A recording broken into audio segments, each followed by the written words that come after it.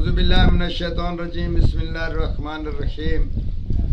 Professor Saeed मराठ साहब आपकी खिदमत में हाजिर। अस्सलाम वालेकुम नाज़रीन,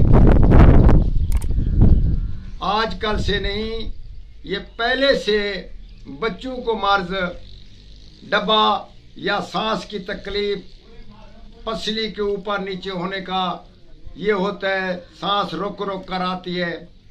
और डॉक्टर हजरात, इसकी बहुत सारी फीसें और बहुत सारा मेडिकल आजकल बहुत महंगा है।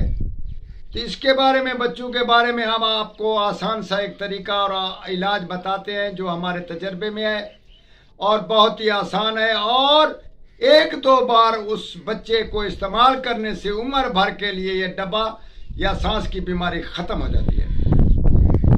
तजर्बा जरूर करें, खासकर गरीब आदमी इसका तजर्बा करें, बल्कि इसको इस्तेमाल करें।